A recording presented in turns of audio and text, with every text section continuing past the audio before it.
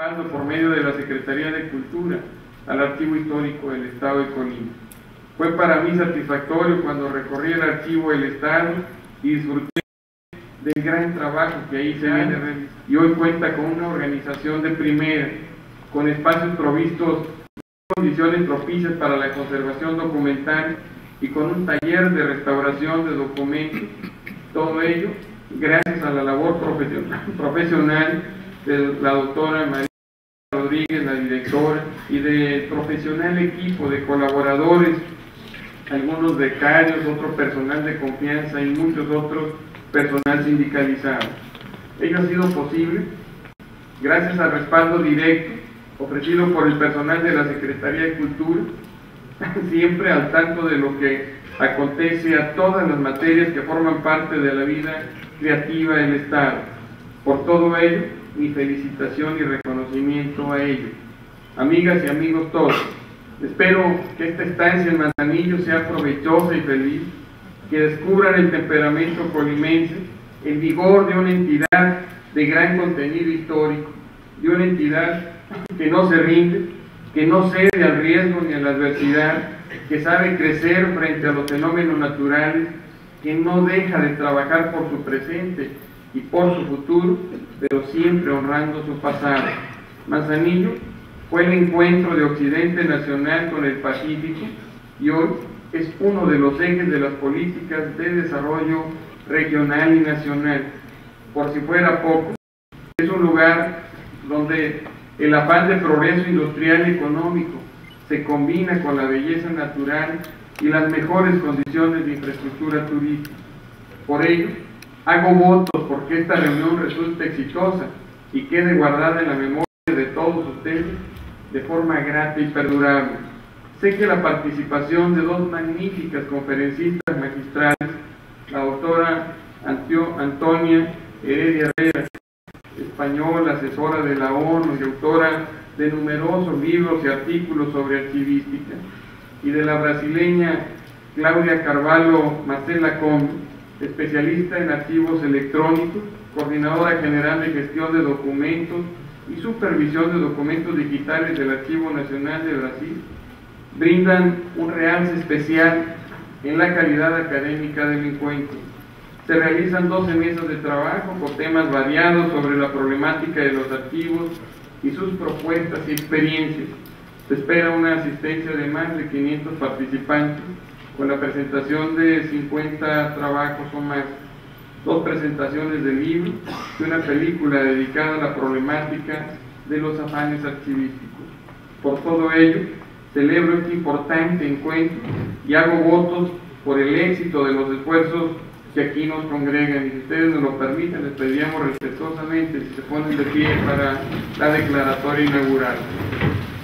A nombre del gobierno del Estado y del pueblo de Colima, me es muy grato declarar formalmente inaugurada esta 33ª Reunión Nacional de Archivos 2011, siendo las 10:45 de este día miércoles 9 de noviembre del 2011.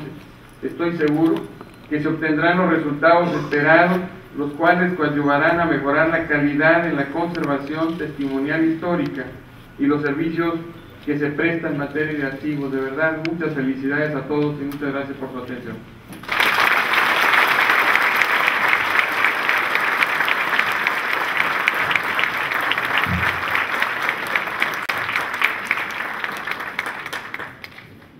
Porque de acuerdo a los estudios que hemos realizado en la Secretaría de Cultura, en el ámbito local, los colimenses son aficionados a la lectura histórica. Es lo que aparece en primer lugar en sus preferencias. Nosotros hubiéramos pensado que aparecería la novela, el cuento, el relato, pero no la historia.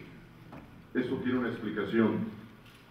Durante muchos años, en Colima, los escritores locales eran los historiadores locales, los que construyeron la fisonomía cultural de nuestra entidad fueron historiadores, fueron hombres que pulsaron la historia, que reconstruyeron el devenir de nuestra entidad, que saludaron el esfuerzo local de una entidad como Colima, que impuso su fuerza, su razón de ser, su afán de ser frente al poderío económico y político de otras entidades. Los colimenses así hemos definido un camino propio, vinculado a la cultura, vinculado a la historia. Por eso celebro y por eso me es tan grato que ustedes hayan elegido como sede a Manzanillo para esta reunión nacional tan prestigiada, y es un honor para nosotros. Los historiadores, los titulares de archivos, son los depositarios de nuestra memoria, pero también de nuestro porvenir. No se puede fincar ningún esfuerzo hacia el futuro si no parte de una sólida ancla con el pasado. Los historiadores, por decirlo de alguna forma, son los que resguardan esos momentos que de otra forma se perderían, como lo decía aquel brillante novelista, aquellos momentos se perderían como lágrimas bajo la lluvia. Yo solo quiero añadir un comentario que acabo de leer de un libro bellísimo de un historiador y novelista, Paco Ignacio Taibo. En una novela que se llama La lejanía del tesoro, menciona que Benito Juárez, cuando andaba en su presidencia errante, responsabilizó a unos suavos, a unos liberales rancheros, rurales, los responsabilizó de unas arcas, diciéndoles que esas arcas contenían el tesoro de la nación. Eso desató una serie de aventureros y ambiciosos que buscaron afanosos por varios rincones del país esas arcas perdidas que contenían el tesoro nacional. Lo que nunca se imaginaron, y se resuelve al final de esa historia, es que ese tesoro nacional no eran monedas. En realidad en ese tiempo la República no tenía nada de dinero y los funcionarios no tenían nada para pagar ni siquiera sus propios gastos. Lo que esas arcas contenían era el archivo de la nación. Ese era el verdadero tesoro nacional, y es un tesoro que todos estamos obligados a rescatar, a aquilatar y a defender hacia el futuro. Sean ustedes bienvenidos y muchas gracias por venir a Colima.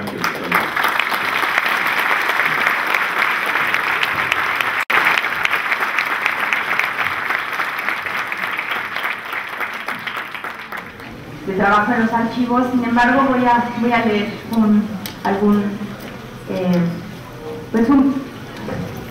unas palabras breves de su currículum, que es mucho más extenso. Antonia Heredia Herrera es doctora en Historia de América por la Universidad de Sevilla, con premio extraordinario, y académica de la Real Academia de Historia de Cádiz. Es vocal de la Cátedra General Castaño. Ostenta la Gran Cruz de Caballero otorgada por el Senado colombiano.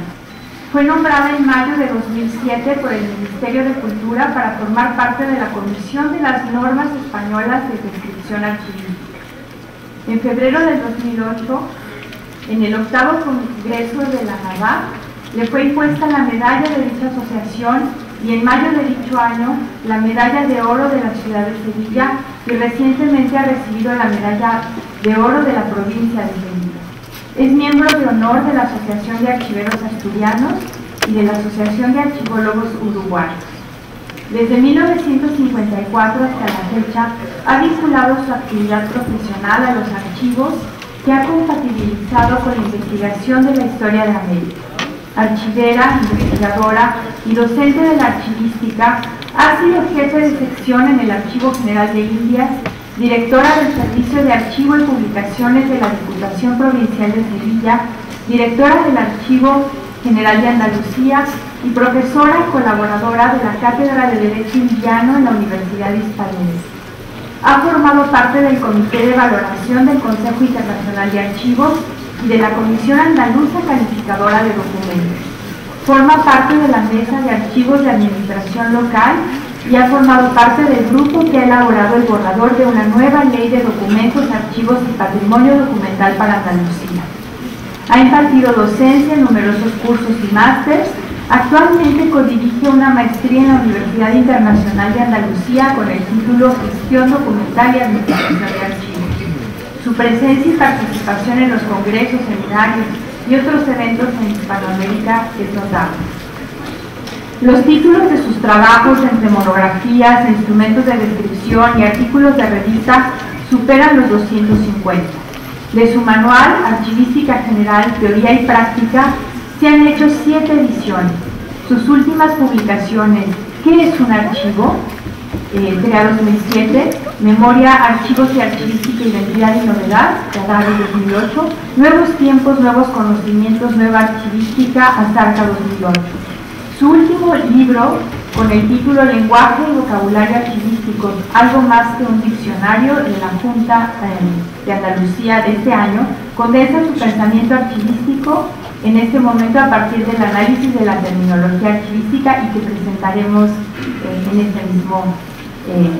en esta misma reunión. Antonia Heredia no se entiende sin América, los archivos son su vida. Antonia Heredia, maestra de archiveros y archiveras de Andalucía, dice en una página de internet, yo diría maestra de archiveros y archiveras de todo el mundo, pero especialmente de Hispanoamérica. Muchas gracias por acompañarnos. ¡Bravo!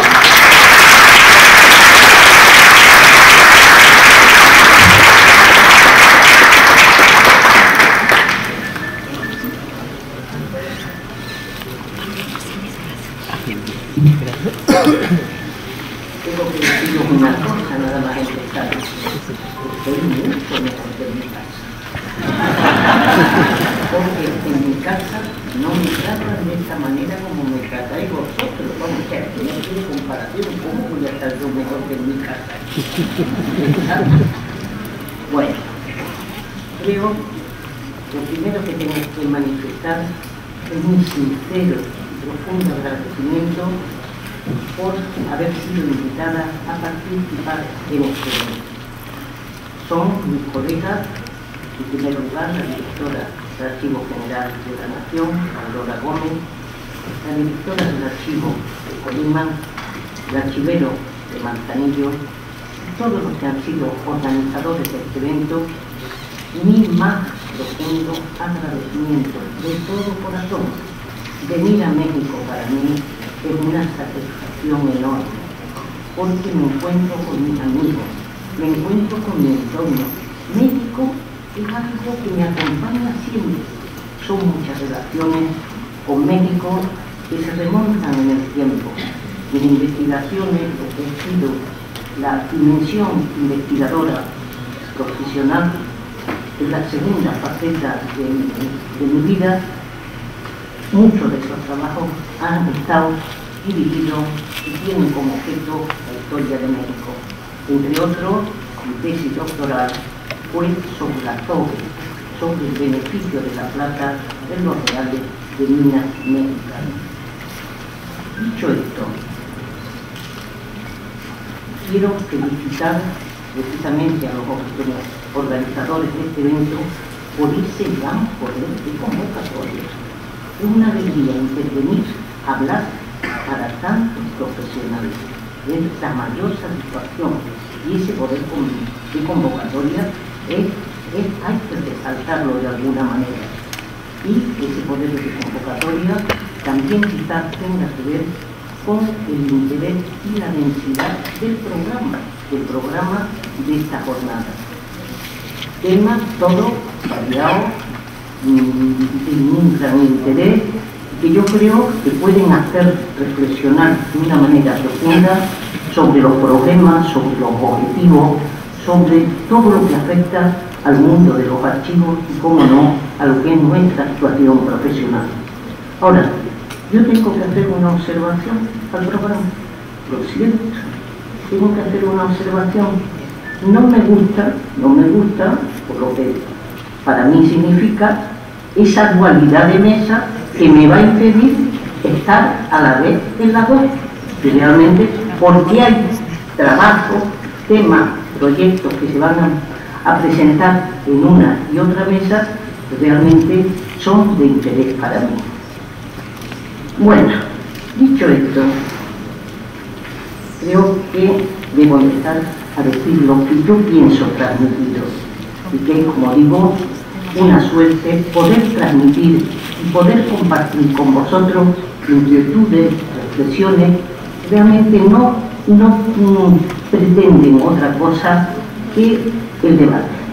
O sea, estoy segura que muchas de las cuestiones que yo planteé aquí no las vais a compartir conmigo. Sería absurdo que todos compartieran lo que yo pienso, pero sí me importa mucho que eso que yo voy a transmitir sea objeto de debate y sobre todo de reflexión. En la conferencia que tuve el honor de exponer con ocasión de la celebración del 150 aniversario del Archivo Nacional de Lima hace muy poco, enumeré el que yo entendía podía ser el decálogo de una archivística evolucionada, renovada, desarrollada, que sin embargo hunde sus raíces en lo que es la archivística tradicional. De dicho decálogo voy a partir para marcar el escenario donde hemos de desarrollar nuestra actuación profesional, y sus puntos, esos 10 puntos del decálogo, serán el hilo conductor para mis reflexiones, muchas de las cuales, os adelanto, para mí son objeto de preocupación y de inquietud. De aquí el título de esta ponencia. Repetiré algunas cuestiones, las expresadas allí, y abundaré en otras en las que no me extendí. El referido decálogo dice así: primero, el objeto de la archivística sigue siendo doble. Los documentos de archivo, tanto en papel como electrónico, y todos los archivos como instituciones, con la salvedad del cambio de orden en su enumeración. Segundo, el principio de procedencia permanente. Creo que sería un error arrinconarlo. Tercero, el ciclo vital y sus 3 edades exigen hoy una revisión. Cuarto, hay una ruptura del equilibrio entre la práctica y la teoría. La teoría hoy va por delante y a veces es muy difícil alcanzarla con la práctica. Quinto, hay una atención preferente a los documentos antes que a los archivos. De aquí el protagonismo hoy de la gestión documental, que en algunos momentos llega a olvidar, a dejar de lado a la archivística. Sexto, los contextos junto a los atributos van a jugar un papel muy importante a la hora de la identificación de los documentos. Sexto, sexto es el que acabo de decir. Séptimo, existe un protagonismo de las funciones y de los procesos que se hace patente a la hora de la valoración, a la hora de la clasificación, de la gestión de calidad, y además, junto a esto, hay un aumento del objeto de muchas de estas funciones, como veremos. Octavo, el control de los documentos ha venido a sustituir la obsesión por la posesión, por la propiedad que teníamos los archiveros. De aquí la proliferación de instrumentos de control a la hora de la gestión documental. Noveno, es un hecho comprobado y necesario el adelanto de todas las funciones archivísticas antes de la producción de los documentos, de tal manera que el archivero hoy tiene que mover su silla, ha de adelantar su silla anticipándose a lo que es el espacio del archivo. Y en último lugar, el noveno punto, creo que también resulta evidente que la autonomía archivística ha cedido el paso a la corresponsabilidad. Empecemos por el primer punto, el que trata del objeto de la archivística. Frente al orden tradicional de archivos y documentos para expresar el doble objeto de la archivística, el nuevo orden, documentos y archivos, no es una revolución, sino una simple constatación. Por un lado, los documentos pueden existir sin los archivos, mientras que estos difícilmente pueden concebirse sin aquellos. Por otra parte, cuando decíamos ciencia de los archivos, entendíamos tanto a los contenidos documentales, es decir, los documentos, como a las instituciones responsables de dichos contenidos. Y la legislación al respecto, al menos en España, siempre ha empezado por acotar al patrimonio documental y después los archivos como las instituciones para ese patrimonio. Ese orden natural de documentos primero y de archivos después no es sino la evidencia de una realidad que no ha cambiado, aunque hoy parezca una novedad. Dicho orden, además, puede verse favorecido hoy por el hecho de la atención preferente a los documentos, en este caso los electrónicos, antes que a los archivos, es lo que luego vamos a insistir. Sería conveniente, por todo lo que nos importa, detenernos en este doble objeto, documentos y archivos. Uno y otro siguen y seguirán siendo motivos preferentes de análisis, de revisión, de repensamiento, de acotación, de contextualización de relaciones. Durante mucho tiempo, los archiveros no tuvimos necesidad de apostillar el documento frente al libro. La aparición del concepto documentación determinó para su distinción la adjetivación de archivo. De aquí que personalmente no vea coherente que continuamente se utilice documentación sustituyendo a los documentos de archivos. Hoy más que nunca, ante eso que se denomina multiverso archivístico, en el que se reconocen diversidad de realidades documentales, actuales y posibles y objetos electrónicos, información, datos, bases de datos, registros de información, documentos de archivo, documentos administrativos, documentos orales, documentos sonoros, documentos audiovisuales, documentos de conservación permanente, documentos electrónicos. Importa, y mucho, la acotación de lo que vamos a entender documento de archivo. Porque un documento de archivo es un registro de información, pero no todos los registros de información son documentos de archivo. El documento de archivo está enmarcado por dos coordenadas naturales. El productor que lo genera en virtud de las funciones que tiene atribuidas y reconocidas, y la función barra actividad que lo determina, con independencia de que sea en papel o electrónico. Es tanto el administrativo como el de conservación permanente, que no son dos, sino uno evolucionado. El documento de archivo tiene como hábitat natural el fondo, resultado de toda la producción documental de un productor a lo largo de su vida. Esto no impide la presencia de documentos de archivo en colecciones, que también puede haber en los archivos. El documento de archivo, sea cual sea, requiere autenticidad, integridad. Puede resultar equiparar documentos de archivo con información.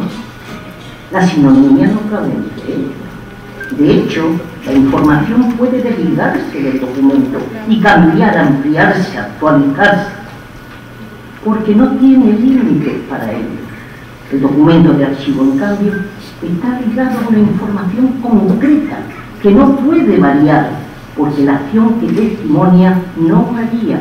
Y si la información cambia, estaría dando lugar a la transgresión.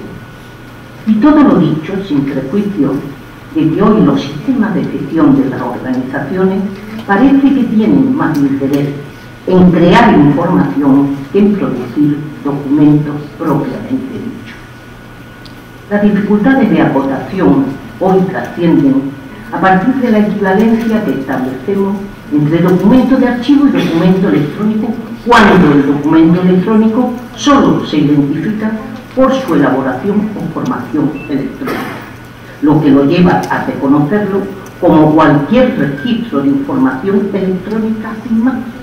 Sin embargo, el documento electrónico que a los archiveros nos interesa acotar es el documento de archivo electrónico, que no es cualquier documento electrónico, y que parte de todos los atributos reconocidos al documento de archivo en papel, sin perjuicio del reconocimiento de otros de que el documento de archivo carece. Así, para el documento de archivo electrónico, su uso, lectura y difusión precisan de un medio electrónico. Su desmaterialización exige una representación en forma física, y aquí que el carácter de original y copia no resulte tan claro como los documentos en papel. Ahora, la denominada copia fiel, es decir, la primera, se reconoce como el original. Sus plazos de perdurabilidad en el tiempo no están garantizados, dependiendo del soporte en el que estén registrados, sujetos a obsolescencia. De aquí que la migración resulte inevitable. Si para el reconocimiento y representación siempre hemos recurrido a los elementos de descripción, ahora estos, incluidos en los metadatos, se hacen necesarios para su contextualización, para hacerlo comprensible y útil, para garantizar su autenticidad, integridad, fiabilidad y disponibilidad. Las medidas para su conservación se inician antes que para los documentos en papel, es decir, antes del ingreso en los archivos.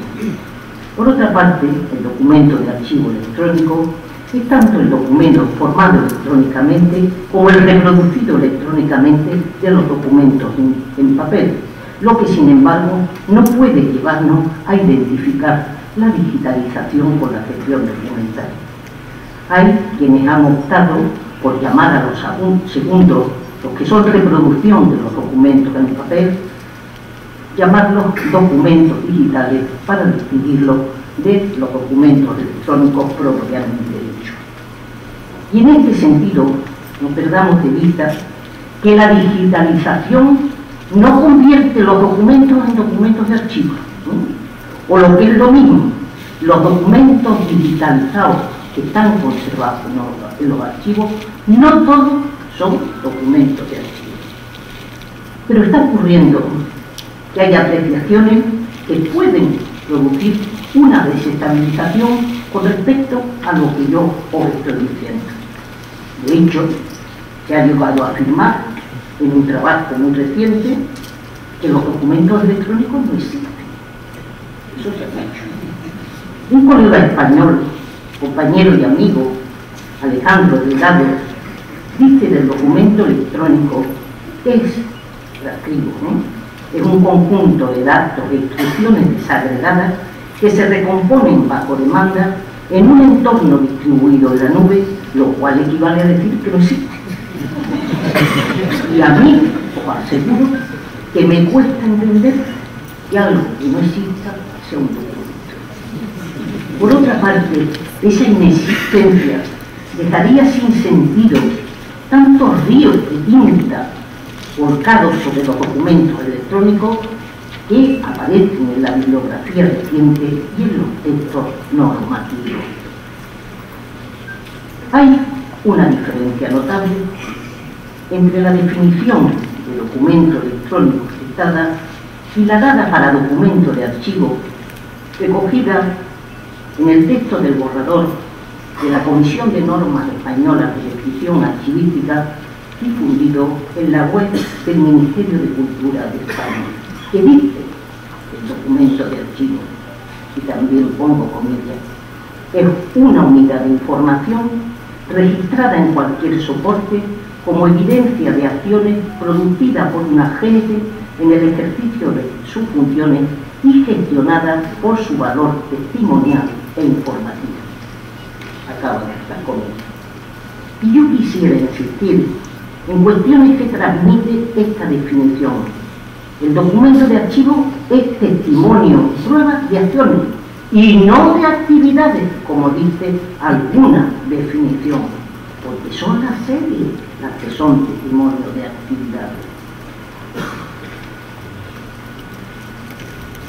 Esa unidad de información puede estar formada por uno o más documentos y la produce, que no la crea, un agente que no puede ser otro que el productor y no el autor, y el contexto para esa producción no es otro que el del ejercicio de las funciones y actividades atribuidas reglamentariamente a dicho productor.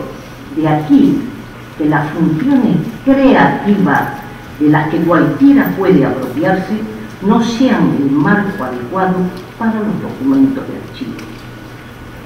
Entiendo esa definición que aparece en ese borrador que os he citado, vale para documento de archivo y para documento de archivo electrónico, sin perjuicio de que para este último habríamos de hacer referencia a su formación electrónica. Sin embargo, no faltan otras posiciones. El mismo Alejandro Delgado afirma que las definiciones del documento en papel no valen para el documento electrónico de archivo, porque no hay garantías de estabilidad en la forma, en la confiabilidad y en el contenido. Yo entiendo, sin embargo, que la falta de garantías exigidas para la autenticidad, la integridad y con ellas la fiabilidad no es motivo para invalidar las definiciones del documento de archivo. La cuestión será conseguir esa garantía sin que esto suponga el no reconocimiento de las definiciones existentes. A la hora de definir al documento de archivo, hay dos términos que han cobrado protagonismo: acumulación y evidencia. Acumulación es un término antiguo que puede significar conservación y agregación, y no sé hasta qué punto puede añadir algo a la esencia del documento. Otra cosa es su uso a la hora de acotar al fondo. Más decisiva y determinante es la incorporación del término evidencia, cuando pretende ampliar la dimensión de testimonios y pruebas y hacer del documento electrónico algo más allá del documento de archivo, reivindicando innecesariamente, a mi modo de ver, testimonios científicos, culturales, sociales, en una especie de panteísmo. Y mi pregunta es: ¿existen razones suficientes para, a partir de la evidencia, dimensionar el documento de archivo, alejándolo de lo que era su acotación? Hasta ahora nunca hemos negado la condición de testimonio a ningún registro de información, pero el documento de archivo es además garante de la acción que testimonia, que en definitiva equivale a evidencia de esa acción, no de su contenido. Lo que se me ocurre es que en este afán desmesurado de novedad que nos invade, y a partir de la denominada deconstrucción, se están reconociendo realidades que no son nuevas, pero que con un cambio de denominación pretenden pasar por nuevas. Insisto, cualquier registro de información, el libro, la canción, la película, el periódico, una serie de televisión, una escultura, es memoria, pero no es un documento de archivo sin que deje de ser documento. Cada uno de ellos existe un tratamiento, una metodología, sin menoscabo a la hora de su uso y utilidad. No es cuestión de privilegio, sino de distinción y diferenciación. En España, la reciente norma de documento electrónico de julio pasado, del 2011, que forma parte del desarrollo del decreto de interoperabilidad, que forma parte de toda esa normativa relativa a la administración electrónica, reconoce como documento electrónico al documento administrativo electrónico y a cualquier otro que, no siéndolo, puede formar parte de un expediente electrónico. Para él reconoce el contenido, la firma electrónica y los inseparables metadatos que en definitiva van a ser no solo los que lo hagan reconocible, sino también los que ayuden a mantener su autenticidad, integridad, fiabilidad y disponibilidad. Desde esta perspectiva, el documento de archivo electrónico se reduce al no alcanzar la perspectiva del de conservación permanente, que sin embargo en dicha norma no queda descartada a partir de la selección, pero con vistas al archivo. De todo lo dicho, se me ocurre que la identificación del documento electrónico se mueve entre los que piensan sobre su inexistencia, entre una dimensión que va más allá del documento de archivo cuando se reconoce como cualquier registro de información cultural, científica y social, y entre una reducción del concepto de documento de archivo cuando se reconoce como tal solo al documento administrativo electrónico. Ocurre, por lo tanto, que hay muchas acepciones de documentos electrónicos. No todos los documentos, porque no todos los documentos son documentos de archivo electrónico. Y creo que nos corresponderá a los archiveros aclararlo. En cuanto al segundo objeto de la archivística, los archivos como custodios, como instituciones, poco tengo que decir que no separe todos vosotros, pero solo haré algunos breves comentarios. Pueden o no estar vinculados al agente productor. El agente custodio no siempre coincide con el productor. Su tipología, como bien sabéis, es muy variada, aunque no siempre sea acertada. Hay circunstancias que permiten su reconocimiento sin equivoco. En primer lugar, la prioridad de que su contenido responda a documentos de archivo, lo que no es obstáculo para la existencia en ellos de otros documentos que no sean de archivo, e incluso objetos que pueden estar relacionados con los contenidos de esos documentos. En segundo lugar, me atrevo a decir que no hay archivos sin archiveros. Y me refiero, lógicamente, a archiveros con formación, no aquellos que se dicen tales simplemente porque están en el archivo. Y aquí que en alguna ocasión, cuando se ha dicho que en España existían más de 40.000 archivos, inmediatamente he pensado, ¿dónde están como mínimo los 40.000 archiveros para ellos? Por favor, no confundamos archivos con fondos. De aquí que documentos de archivo y archiveros, con todo lo que uno y otro significan, son las premisas obligadas, que no las únicas, para concluir si estamos o no ante un archivo. Por todo lo cual, habrán de hacernos reflexionar, por poner un ejemplo, los que se dicen archivos audiovisuales, en los que los documentos guardados se estiman obras o documentos de autor, y quienes están encargados de su tratamiento son documentalistas. En un artículo recientísimo, Joan Boada, al que muchos de vosotros conoceréis, director del Archivo Fotográfico de Gerona, España, reconocía a los archivos fotográficos como, transcribo, archivos singulares y su valor como obra de autor. ¿Cierto? Archivos singulares. Singulares quiere decir diferentes, distintos. Pero si son distintos, a lo mejor que no son archivos, serán otra cosa. Abundando, el mismo autor abunda sobre la fotografía como obra de creación digna de figurar en un museo. Claro. Los archivos forman parte de la estructura de las organizaciones y a la vez pueden estar relacionados entre ellos formando sistemas y redes. De aquí lo inconveniente de estimarlo solamente desde la perspectiva de instituciones culturales. Hoy, antes de llegar a serlo, son unidades de gestión dentro de cualquier organización. El archivo se mueve entre la gestión administrativa de la historia y la cultura. Se equivoca quien habla de archivos históricos y archivos administrativos, cuando en esa enumeración primero son los administrativos y luego los históricos. No hay archivos históricos sin los administrativos, pero a veces parece que los ignoramos.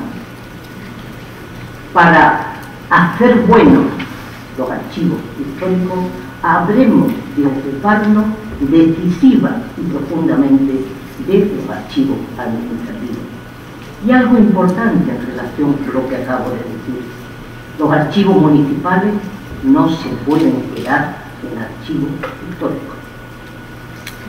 A la hora de la administración electrónica, el número de archivos tiende a reducirse. Yo diría incluso a perder protagonismo como institución.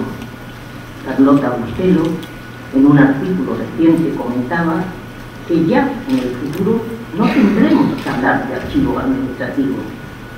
De hecho, los archivos ya no necesitarán de un edificio emblemático, y el espacio y los metros lineales de estantería dejarán de ser una obsesión para los archiveros.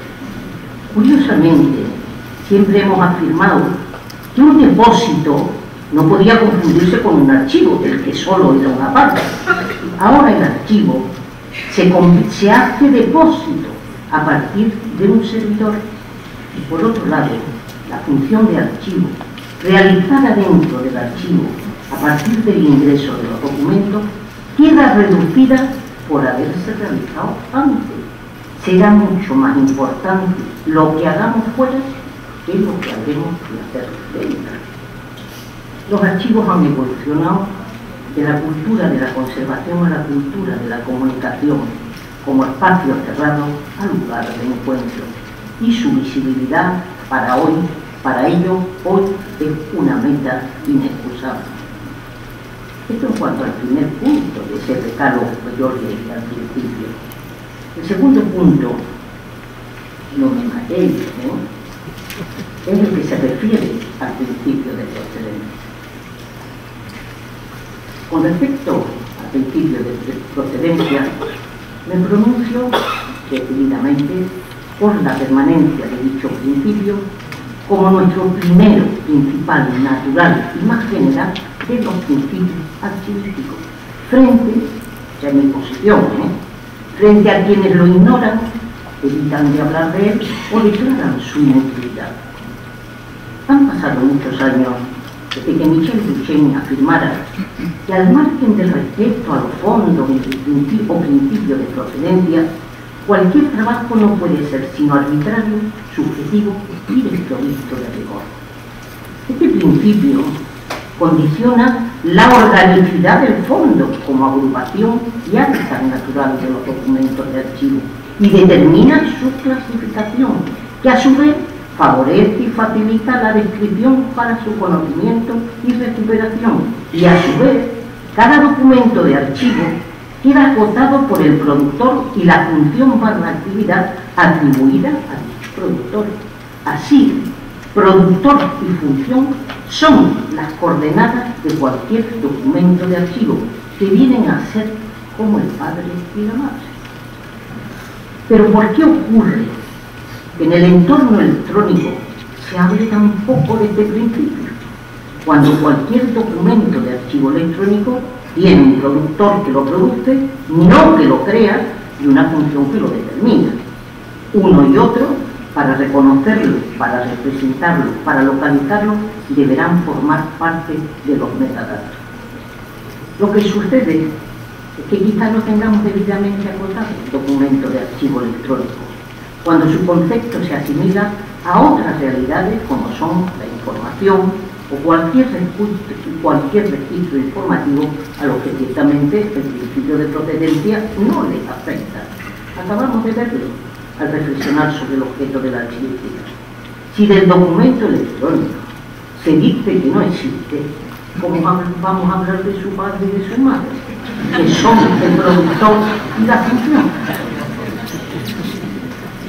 La permanencia del principio de procedencia, entiendo, está ligada indefectiblemente a la votación que hagamos del documento de archivo electrónico. He hecho banderas del principio de procedencia. Por eso no me voy a privar aquí de insistir en ciertos conceptos con él relacionados en los que de forma reiterada me vengo pronunciando. Para tal fin, voy a empezar diciendo que en el borrador del glosario en español de Interpares 3, dicho principio aparece enmascarado a partir de términos como creación, creador, cuando su simple enunciado habría de llevarnos indefectiblemente al productor, a producción. Pero ocurre que dada la trascendencia y la capacidad de referencia del proyecto Interpares, creación y creador, están suplantando a producción y productor, tergiversando el sentido de los mismos. Esto desde mi punto de vista, porque no faltan que no están de acuerdo conmigo. Dando por sentado que la procedencia no tiene nada que ver, a ver si nos enteramos, con el lugar de donde vienen los documentos, no faltan quienes así lo creen y difunden. El principio de procedencia está relacionado con tres términos fundamentales: producción, productor y procedencia. Producción es una función, productor es un agente y procedencia una relación. Producción es una función que tiene como resultado los documentos de archivo. El productor es un agente que realiza esa función en el marco de las funciones que tiene atribuidas y con ella establece una relación natural e inexcusable con los documentos de archivo. Y la procedencia es una relación que se manifiesta doblemente entre el productor y los documentos y entre las funciones atribuidas al productor y los documentos.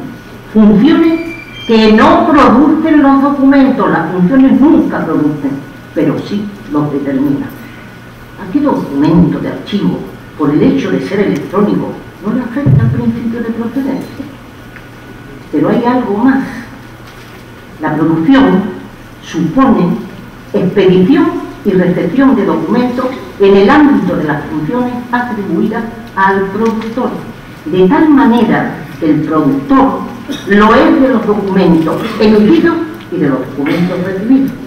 De aquí que, a pesar de lo repetitivo, es cuestionable esa generalizada definición de fondo que empieza diciendo que es el conjunto de documentos producidos y recibidos. ¿Es que los recibidos no se producen? ¿No sería más correcto hablar solo de documentos producidos o bien documentos producidos, es decir, expedidos y recibidos?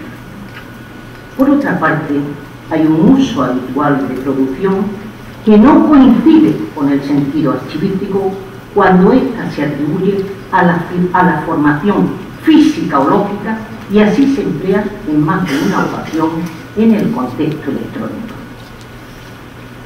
Una última reflexión que tengo que hacer.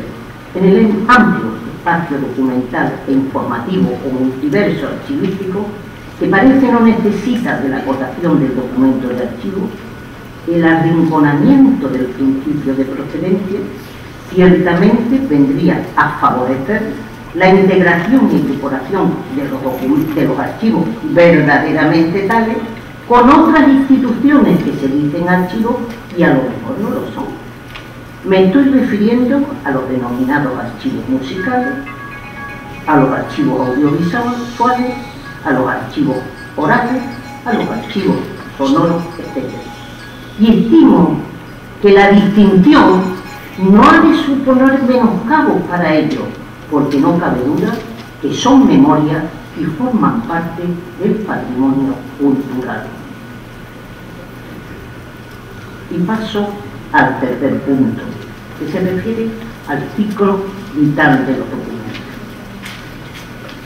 Mientras desde mi punto de vista el principio de procedencia mantiene toda su vigencia, el ciclo de los documentos, entiendo, existe un repensamiento que nos llevará a la reducción de las tres edades clásicas, activa, semiactiva e inactiva, con cuyas denominaciones os tengo que confesar que nunca me he sentido cómoda, porque la inactividad no resulta coherente reconocérsela a un documento de conservación permanente. Recordemos, el ciclo vital de los documentos está relacionado, según nos dice Schellenberg, con el uso y utilidad de los mismos, y sus edades, a su vez, se relacionan con la red de archivos de una organización, administrativo, intermedio, histórico, convertido en residencia para los documentos según su edad. Si el uso era el que determinaba las edades, la primera no podía iniciarse sino a partir de concluida la producción, es decir, con el nacimiento del documento que posibilitaba el ejercicio de derechos y obligaciones. Es decir, la producción nunca había formado parte del ciclo vital, ni estaba reconocida en la gestión documental aplicada por los archiveros hasta recientemente dentro de los archivos. Pero situado en la administración y en la consiguiente gestión documental, que ya no es exclusiva de los archiveros, la producción cobra un protagonismo inusitado en esa gestión documental electrónica, formando parte inexcusable de ella. De aquí que hoy el ciclo vital y sus tres edades se tambaleen y teniendo en cuenta el uso y utilidad de los documentos, las edades documentales se van a reducir a dos, una que pudiéramos estimar de producción y administrativa y otra de custodia o de conservación permanente, de tal manera que el ciclo vital aumenta su espacio pero simplifica las edades, reduciéndolas a dos. En cuanto al cuarto punto, es esa ruptura que se hace evidente entre la teoría y la práctica.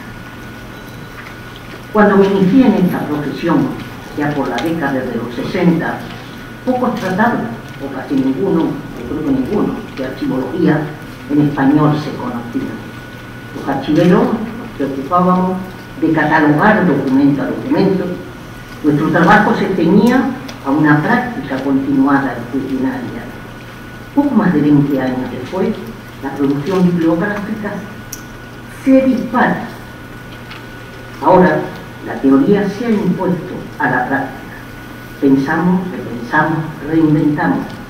Recordemos la multitud de normas que nos inundan, ahogándonos en un mar de siglas, muchas de las cuales no llegamos a leer por falta de tiempo. Y claro, esto dificulta o impide su aplicación. Si no las leemos, ¿cómo las vamos a aplicar? De hecho, el equilibrio entre práctica y teoría se ha inclinado ahora a favor de la segunda. Y esto creo que no es bueno. Más de una vez he pensado, si no estaremos teorizando demasiado, arrinconando nuestro trabajo y su resultado.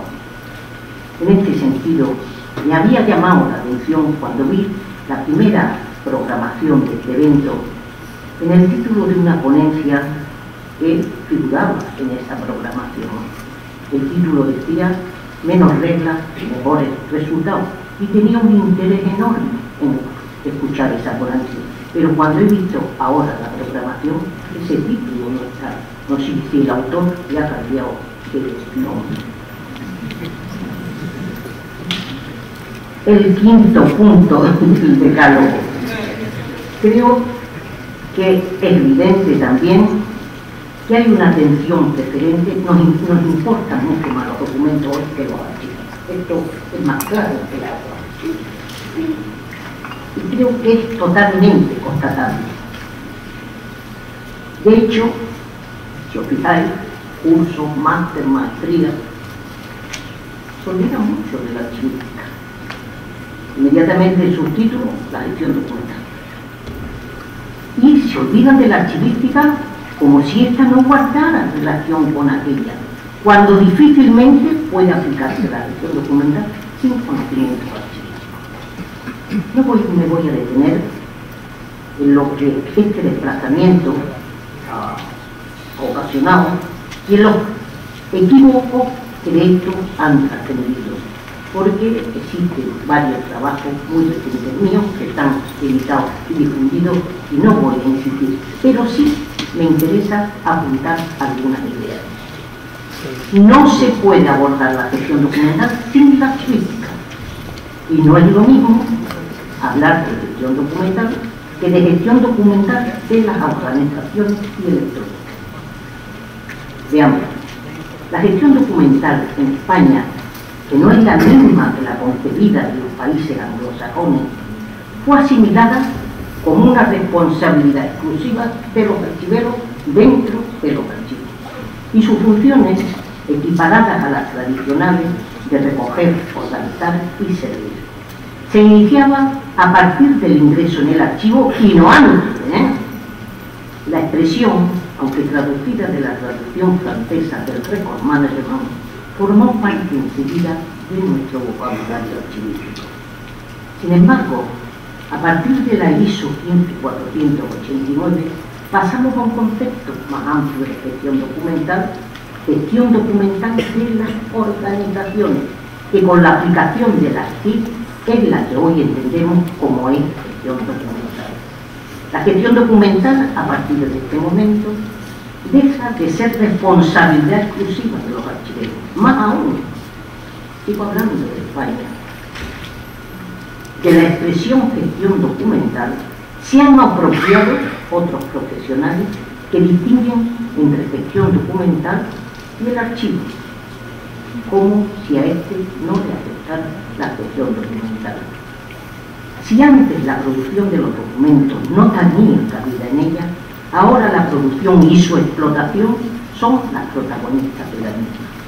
Y está ocurriendo que, siendo muchos los modelos de gestión documental, son las organizaciones que no los archiveros quienes eligen el modelo. La expresión gestión documental y archivo, por la que no me gusta coincidir, es bien expresiva al marcar una separación con dos etapas, cuando, al menos desde mi punto de vista, la gestión documental debería ser una integrada por funciones y procesos administrativos y archivísticos, con una corresponsabilidad entre sectores administrativos, archiveros e informáticos. En cuanto al sexto punto, es el protagonismo de los contextos y atributos a la hora de la identificación de los documentos. Desde muchísimos frentes se ha insistido suficientemente en que nada es reconocible fuera de su contexto, y por lo que a nosotros nos afecta, los contextos son los que van a hacer visibles a los documentos. Los archiveros nunca hemos sido ajenos a la contextualización. El reconocimiento del productor de las funciones y actividades es una prueba de realmente este reconocimiento. Hoy, sin embargo, su constatación ha cobrado un fuerte protagonismo. No hacemos sino hablar de contextualización. Los contextos y con ellos las relaciones establecen un entramado para el acercamiento a los documentos y a su profundo conocimiento, sin que sea precisa la formación de los usuarios que tanto nos preocupaban.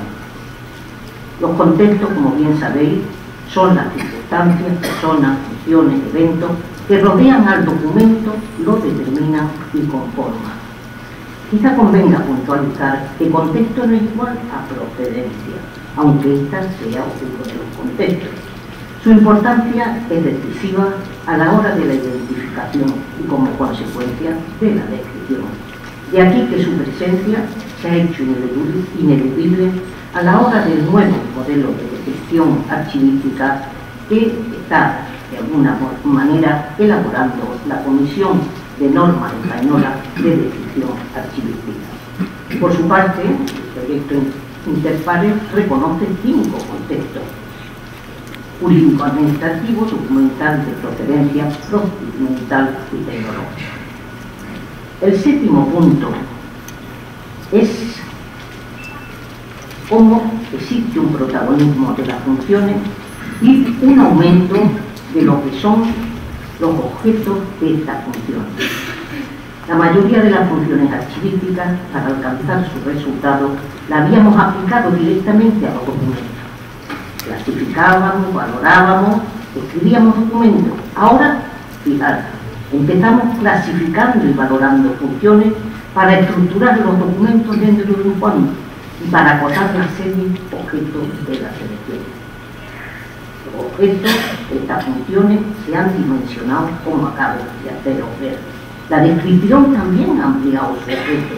Ya no se reduce, la descripción no se va a reducir solo a los documentos y a sus agrupaciones documentales. Se van a describir otras entidades archivísticas, los agentes, las funciones, las normas, los temas, los lugares. O sea, hay una mayor amplitud del objeto de esa función. El octavo punto tiene que ver con esa evolución constatada de lo que es el sentimiento de propiedad a lo que es la responsabilidad del control. Somos conscientes, creo, cada uno de nosotros, del sentido de propiedad sobre los documentos que hemos desarrollado a lo largo de nuestra vida.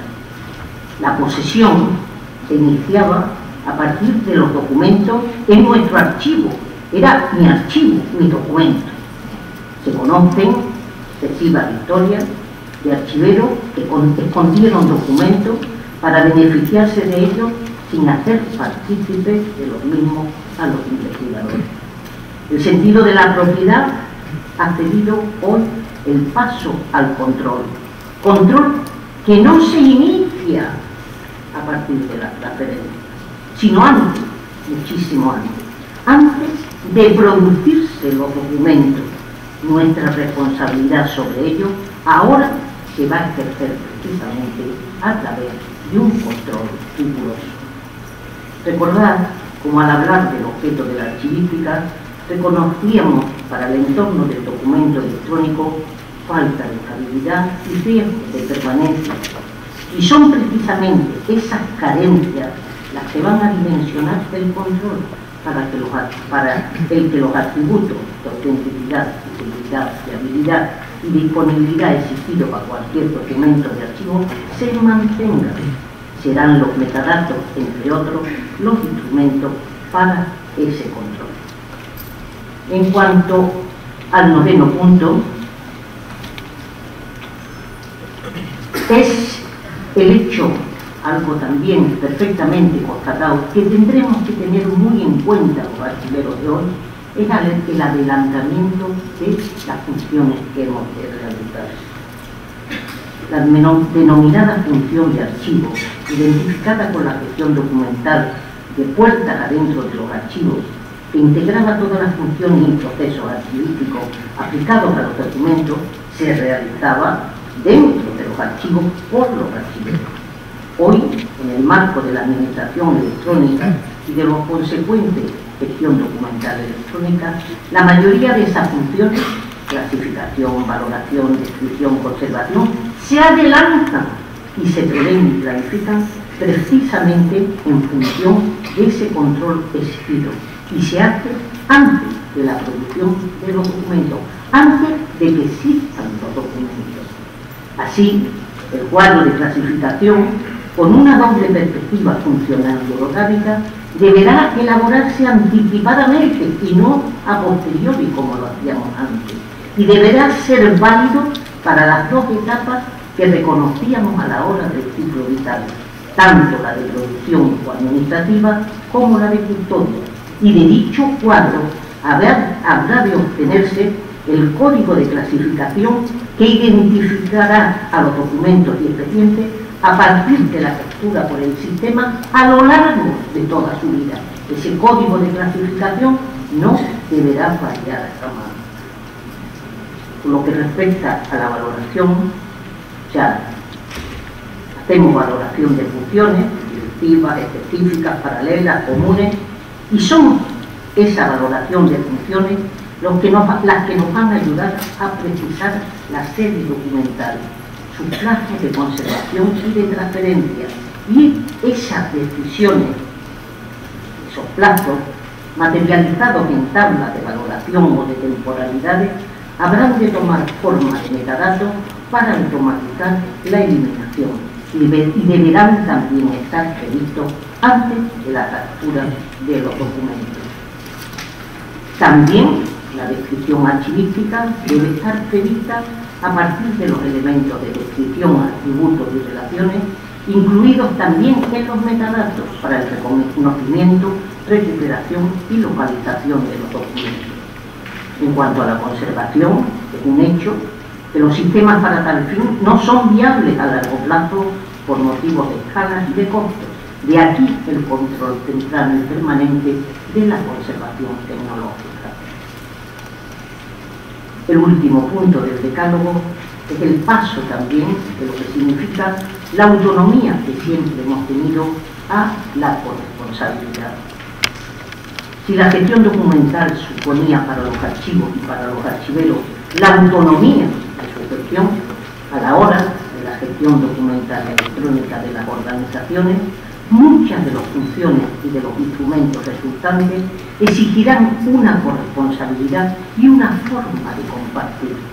Será el caso del cuadro de clasificación, que exigirá la presencia de los gestores administrativos para el reconocimiento de las funciones, de sus procedimientos y de su diagrama, mientras que para la identificación de las series y la asignación de sus denominaciones se precisará del archivero.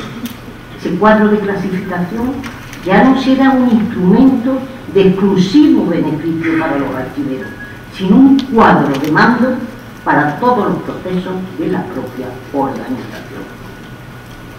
Pero no perdamos de vista que de esta corresponsabilidad trasciende algo importante, como es el vocabulario y su uso. La corresponsabilidad existe comunicación entre las partes y difícilmente podremos llegar a entendernos sin un vocabulario consensuado en el que ninguna de las partes pierda su identidad. Termino. He tratado de dar con mi exposición una visión de conjunto de lo que yo entiendo que es la renovación archivística por la que he tratado de sobrevolar, pero que a la vez tenemos que tener muy en cuenta que va a existir un archivero renovado, actualizado, capaz de asimilar y compartir todos los cambios que nos cesan. Es un momento de grandes desafíos y a la vez de bastantes oportunidades que no hemos de desaprovechar. Todo lo cual no invalida, para terminar de verdad, una recomendación que suelo hacer a mis alumnos: ser riguroso y coherente antes que moderno. Rigurosidad, coherencia antes que modernidad.